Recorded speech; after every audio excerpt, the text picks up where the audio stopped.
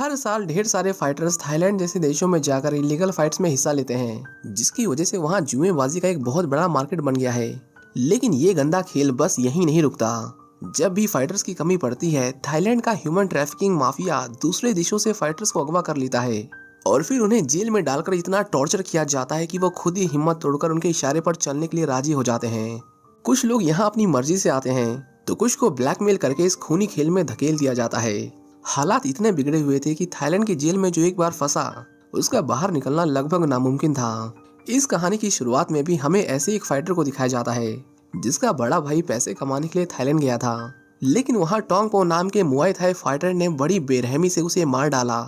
टोंग पो उस जगह का चैंपियन था जिसे कोई नहीं हरा पाया था, लेकिन उसकी किस्मत ने तब पलटी मार ली जब कट नाम के एक अमेरिकन बॉक्सर ने उसी की जगह पर उसे धूल चटाई और अपने भाई की मौत का बदला लिया। टोंग पो को मारने के बाद नेक्स्ट चैंपियन को उसकी जगह लेनी थी, पर कट ने ऐसा नहीं किया और एक आम जिंदगी जीने की आस लिए वापस अमेरिका लौट आया। इसके बाद कहानी प्रेजेंट में आती है और हम देखते हैं कि कट अमेरिका का एक फेमस MMA फाइटर बन चुका है। एक शाम जब वो नहाकर बाहर निकला तो पाया कि कुछ लोग उसका इंतजार कर रहे थे। उन्होंने बताया कि हम US मार्शल से हैं, हमें पता चला कि तुमने 18 महीने पहले थाईलैंड में किसी का खून किया था। कर्ट तुरंत समझ जाता है कि ये लोग टोंग पो की बात कर रहे हैं। वो कॉर्पोरेट करने को तैयार था, पर उसने कहा कि वो दोनों सबसे पहले अपना बैज दिखाएं। उनमें से एक बैज दिखाने के बहाने खड़ा हुआ, लेकिन तभी दूसरे ने उसे करंट का जोरदार झटका देकर बेहोश कर दिया। जब उसकी आंख खुली तो उसके सामने इस पूरे गेम का मास्टरमाइंड बैठा हुआ था, जो कहता है कि जब तुमने टोंग पो को हराया था तो मैं चाहता था कि तुम उसकी जगह लो और यहाँ के नेक्स्ट चैंपियन बनो, पर तुम सब कुछ छोड़कर अमेरिका चले गए, जिससे हमारा बहुत नुकसान हुआ।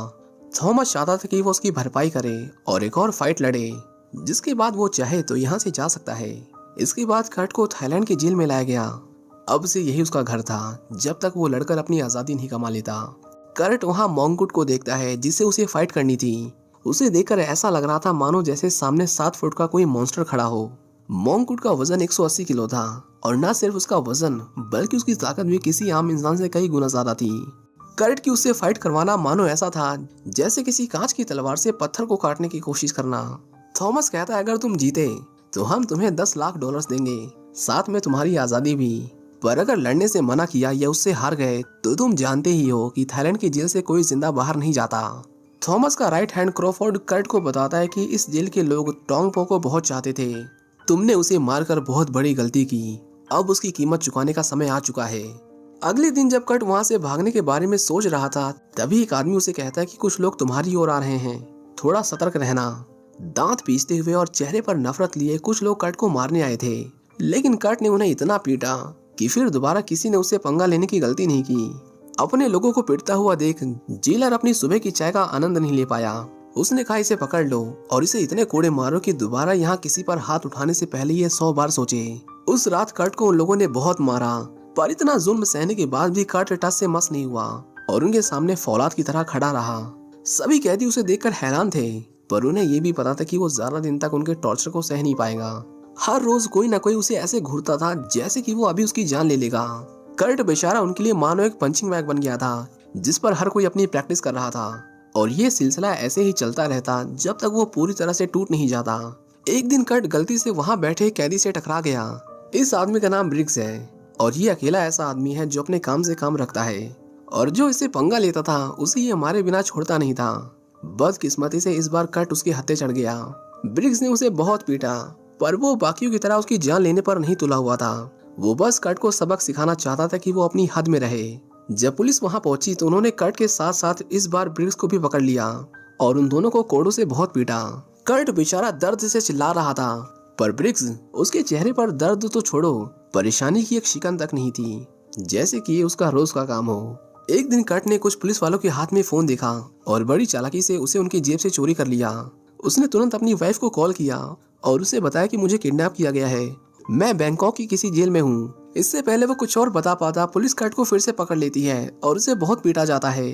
थॉमस ने कहा ये लोग तुम्हें मार देंगे, इस तरह हर दिन तड़पने से अच्छा है कि तुम मेरे लिए रिंग में लड़ो, मैं तुम्हें आजादी और पैसे दोनों दूंगा। पर फिर भी कर्ट नहीं मानता, जिससे थॉमस तिलबिला उठता है। वहीं दूसरी तरफ लियू कर्ट को ढूंढते हुए थाईलैंड आती है। उसकी वाइफ बनने से पहले वो थाईलैंड में एक पुलिस ऑफिसर थी, इसलिए उसे पता लगाने में जरा भी देर नहीं लगती कि कर्ट को किस जेल में रखा गया है। उसी रात ब्रिग्स कर्ट से मिलने आता है कर्ट ने पूछा, तुम उस दिन इतना दर्द सहकर भी चुप कैसे थे? मुझे बताओ कि तुमने वो कैसे किया।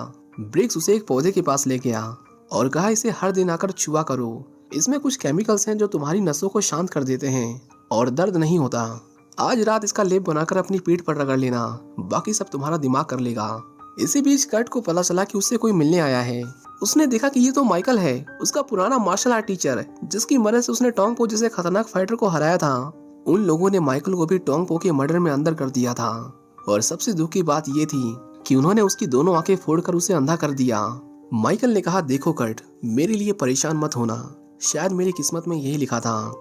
इसी बीच थॉमस को पता चल जाता है कि कर्ट की वाइफ उसे ढूंढते हुए थाईलैंड आ चुकी है, जिसके बाद वो अपने लोगों से कहकर उसे किडनैप कर लेता है। क्रोफोर्ड कर्ट से मिलने आया और उसे उसकी अगवा की गई वाइफ का वीडियो दिखाकर कहा कि अब तो तुम जरूर लड़ोगे, लड़ना ही पड़ेगा, यहाँ से बाहर जाने के सारे रास्ते बंद हो चुके हैं। एक दिन बाद थॉमस कर्ट से मिलने आया। सबसे ज्यादा खुशी उसी के चेहरे पर झलक रही थी, क्योंकि अब जो वो लोगों के सामने पेश करने वाला था वो किसी खौफनाक तमाशे से कम नहीं था। कर्ट ने भी अपनी ट्रेनिंग शुरू करने में जरा भी देर नहीं की और माइकल के साथ मिलकर मोंगकुड को हराने के लिए नए नए पैतरे सीखने लगा। माइकल इस बार उसे एक नए अंदाज से ट्रेन करना चाहता था। आंखों की रोशनी जाने के बाद वो ऐसी चीजें महसूस करने लगा था जिन्हें एक इंसान अपनी आंखों से देखकर भी महसूस नहीं कर सकता। वो चाहता था कि कर्ट भी अपनी ज्यादातर ट्रेनिंग आंखें बंद करके करे, इससे उसे मोंगकुड को हराने में मदद मिलेगी। ब्रिग्स भी उसे ट्रेन करने में बढ़ चढ़कर हिस्सा ले रहा था और अगर इतना भी कम था तो वो उसके लिए एक 7 फुट का पहलवान ले आया, जिसकी कद काठी बिल्कुल मोंगकुड से मेल खाती थी। वो इतना ताकतवर था कि कर्ट को एक ही धक्के में दूर फेंक देता है और अगर उसने उसका गला पकड़ लिया तब तो खेल खत्म समझो। इतनी मेहनत करने के बाद भी माइकल को लगता था कि कर्ट मोंगकुड से नहीं जीत पाएगा, क्योंकि उसे हराने का मतलब था मौत को गले लगाना। थॉमस ने कर्ट को अपने पास बुलाया और कहा, अब से तुम यहाँ ट्रेनिंग नहीं करोगे, मेरे साथ मेरे आलीशान घर में चलो, वहाँ तुम्हें दुनिया की सारी सुख सुविधाएं मिलेंगी।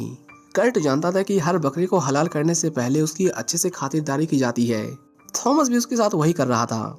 उसने कहा, नहीं, मैं यहीं रहकर ट्रेनिंग करूंगा, क्योंकि मैं जानता हूँ कि ये मेहमान नवाजी मेरी आखिरी विदाई की तैयारी है। ट्रेनिंग के बीच माइकल कर्ट से कहता है कि मोंगकुड बेशक तुमसे बड़ा और ताकतवर है, लेकिन उसके अंदर तुम्हारी जितनी फ्लेक्सिबिलिटी और स्पीड नहीं है। वो किसी पत्थर की तरह है जो जल्दी से मुड़ नहीं सकता। कर्ट उसकी और कमजोरियां जानना चाहता था, पर माइकल को वो तभी पता चलती जब वो उसे ट्रेनिंग करते हुए देखता, जो अब उसके लिए मुमकिन नहीं था। फिर भी उसने कहा कि मैं कोशिश करता हूँ। अगले दिन माइकल मोंगकुड की ट्रेनिंग देखने गया। वहां जाकर उसे पता चला कि मोंगकुड कोई आम इंसान नहीं है, वो एक मॉन्स्टर है जो बड़ा है, तेज है और दुनिया के किसी भी इंसान से ज्यादा ताकतवर है। जब क्रोफोर्ड ने उसे बताया कि वो खुद को और स्ट्रॉन्ग बनाने के लिए बायोकेमिस्ट्री साइंटिस्ट की हेल्प से जेनेटिकली एडवांस स्टेरॉइड और सप्लीमेंट लेता है, तो माइकल ने कहा कि ये तो चीटिंग है। भला कर्ट जैसा एक आम इंसान उससे कैसे लड़ेगा। उसने थॉमस से इस फाइट को रोकने की रिक्वेस्ट की, यहाँ तक कि कर्ट की जगह वो खुद इस फाइट में हिस्सा लेने को तैयार था। पर थॉमस को लगता था कि वो कमजोर है, लोग भला एक अंधे को लड़ने के लिए देखने क्यों आएंगे। वो इस मैच को यादगार बनाना चाहता था, जो सिर्फ कर्ट ही कर सकता है। इस फाइट में कर्ट की जिंदगी दांव पर लगी हुई थी, इसलिए वो ट्रेनिंग भी ऐसी करता है जैसे कि उसकी आखिरी फाइट हो।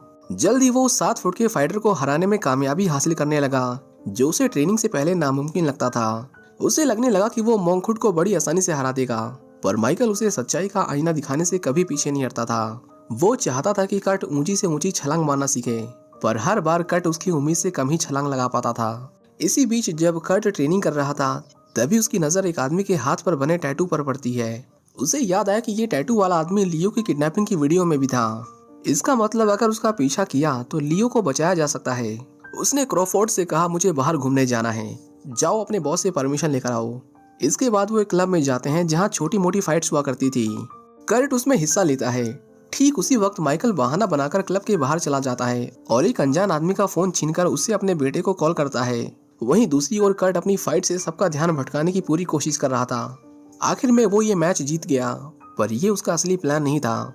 उन्हें जैसे ही पैसे मिले, उन्होंने सारे नोट हवा में उड़ा दिए, जिससे क्लब में उन्हें लूटने की होड़ मच गई। इस मौके का फायदा उठाकर उन्होंने टैटू वाले आदमी को किडनैप कर लिया और उसे अपने साथ ले गए। काफी पीटने के बाद आखिर उसने सच उगल ही दिया कि उन्होंने लियो को कहाँ रखा है। वो उन्हें एक नदी के पास ले गया, पर वहाँ सभी लोग उसे जानते थे। उसके एक इशारा करते ही सभी उसे बचाने के लिए कर्ट और उसके दोस्तों पर टूट पड़े।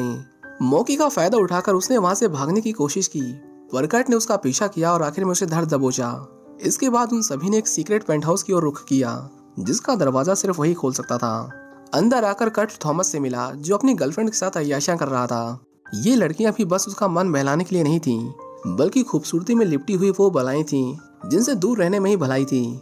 वो कट को एक भूल भुलैया में ले गईं और उस पर एक के बाद एक कई वार किए, लेकिन आखिर में कट उन्हें ढूंढकर उन्हें भी उनकी औकात दिखा देता है। वो जब आगे बढ़े तो एक आदमी ने लियो के सिर पर बंदूक रख दी और कहा, सब अपने हथियार नीचे फेंको। कट ने एक चाकू को ऐसी लात मारी कि वो सीधा उस आदमी की छाती में जा घुसी और मौके का फायदा उठाकर लियो ने भी उसे गोलियों से भून दिया। वो जब वहां से बाहर निकल रहे थे तभी थॉमस के गुंडे उन्हें चारों ओर से घेर लेते हैं। उसे देखकर मोंकुट की आंखों में खून खौल रहा था। उसने कहा, तुम्हें यहाँ नहीं आना चाहिए था, और बस इतना कहकर उसने उस पर हाथ उठा दिया। कर्ट को बचाने की कोशिश में लियो को उसका एक दमदार मुक्का लग गया, जिससे वो तुरंत बेहोश होकर गिर पड़ी। जब उसे हॉस्पिटल ले जाया गया तो डॉक्टर्स ने कर्ट को बताया कि वो कोमा में जा चुकी है, उसे ठीक होने में समय लग सकता है। माइकल वैसे तो भगवान को मानने वाला इंसान नहीं था, पर फिर भी वो लियो की सलामती के लिए ऊपर वाले से प्रार्थना करता है। लगता है ऊपर वाले ने उसकी सुन ली थी, क्योंकि लियो जल्द ही कोमा से बाहर आ जाती है। मुकाबले की घड़ी मौत की घंटी की तरह उसके सर पर नाच रही थी, पर कर्ट अभी तक पता नहीं लगा पाया था कि उसकी कमजोरी क्या है। माइकल ने उसे कहा कि मैं जानता हूँ कि उसकी सबसे बड़ी कमजोरी क्या है। उस दिन जब मैं उसकी ट्रेनिंग देखने गया था तो मैंने नोटिस किया था कि वो अपने जबड़े पर हल्के से वार से ही तिलमिला उठा था। उसका जबड़ा ही उसकी सबसे बड़ी कमजोरी है, और ये बात उसे भी अच्छे से पता है, इसलिए कभी तुम्हें उस पर वार नहीं करने देगा। तुम्हें उसके मुंह तक पहुंचने के लिए बहुत ऊंची और सटीक छलांग लगानी होगी, नहीं तो तुम्हारा खेल खत्म समझो। अगले दिन थाईलैंड के सबसे प्राचीन मंदिर में कर्ट और मोंकुट के बीच फाइट रखी गई। उन दोनों को देखने के लिए दूर दूर देशों से लोग इकट्ठा हुए थे। सबसे पहले कर्ट रिंग में आया और लोग उसके लिए चीयर करने लगे, लेकिन जब मोंकुट ने रिंग में कदम रखा तो पूरा स्टेडियम उसके नाम से गूंज उठा। उसके आने से जो शोर मचा था, उसके नीचे जैसे कर्ट की पहचान मानो गायब ही हो गई। थॉमस सभी को बैटिंग के रूल्स बताता है, जिसके बाद सभी अपना दाव लगाना शुरू कर देते हैं। मोंकुट ने कर्ट से कहा, सुना तेरी बीवी कोमा से बाहर आ गई, ये तो बहुत अच्छी बात है।